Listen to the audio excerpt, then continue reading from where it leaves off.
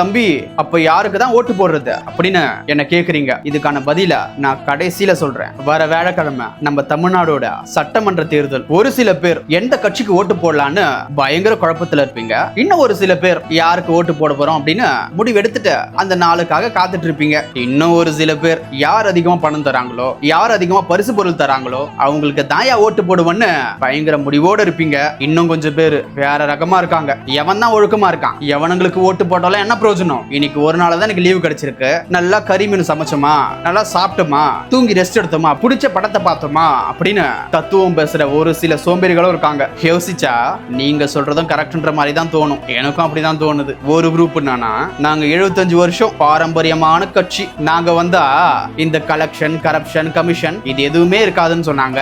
ஆனா இவங்க வந்ததுக்கு பிறகு இதுல ஏதாவது குறைஞ்சிருக்கா, மாறி இருக்கா? நீங்களே சொல்லுங்க. நம்ம தமிழ்நாட்டு ஆண்ட இன்னொரு பெரிய கட்சி, அது ஊழலுக்காக தண்டிக்கப்பட்ட கட்சி. இந்த ரெண்டு குரூப்பும் ஒரே குட்டையில வந்த மட்டைங்க தான், வித்தியாசமே கிடையாது. எல்லாம் மாமா மச்சான் அங்காளி பங்காளி தான். அதுவும் கொள்ளை அடிக்கிறதுல, சாராயம் ஃபேக்டரி நடத்துறதுல, மக்கள் பணத்தை சுரண்டுறதுல இவங்களுக்குள்ள இருக்கிற அந்த ஒற்றுமைய யாராலையும் பிரிக்க முடியாது. அப்படி ஒரு அண்டர் கிரவுண்ட் டீலிங். நம்ம ரெண்டு பேர் மட்டும் தான் மாறி மாறி ஆட்சி பண்ணணும். நம்ம ரெண்டு பேர் தான் கொள்ளை அடிக்கணும். மாற்றம், முன்னேற்றம், தாய்மாமன் சீரு கொண்டு வந்திருக்கேன். இந்த தமிழ் இனத்துக்கான கடைசி நம்பிக்கை உங்க அண்ணன் நான் இருக்கேன் அப்படின்னு இடையில யாரு வந்தாலும் இந்த புதுசா வரவங்களும் அப்படிதான் இருக்காங்க. ஒருத்தர் நாடனா மரத்தை கட்டி பிடிச்சிக்கிட்டு, ஆடு மரங்க கிட்ட பேசிக்கிட்டு, இந்த மலைகளுக்காகவும் மண்ணுக்காகவும் மக்களுக்காகவும் நான் இருக்கேன் அப்படின்னு சொல்லி வந்திருக்காரு. அவரும் ரொம்ப வருஷமா பேசுறாரு பேசிட்டே இருக்காரு. அவரு ஓப்பனா சொல்றாருங்க, அவங்க விரும்பி வந்தாங்க, இதுல என்ன தப்பு அப்படின்னு ரொம்ப சகஜமா கேக்குறாரு. அதுவும் பாத்தீங்கன்னா இங்க யாரு தமிழர் இல்லன்னு சர்டிபிகேட்டும் கொடுப்பாரு.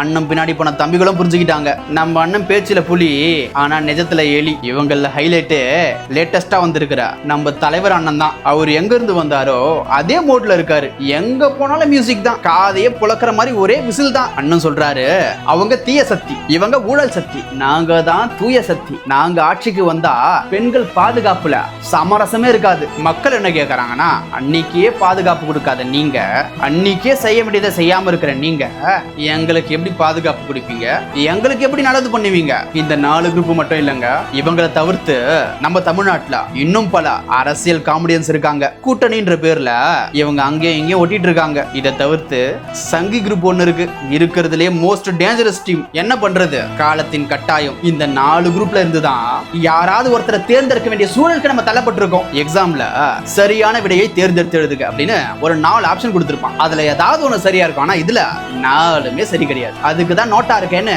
என்ன கேள்வி கேட்பீங்க. அதனால யாருக்கு இங்க பிரயோஜனம்? இதுக்கு ஒரு மாற்றமே இல்லையா?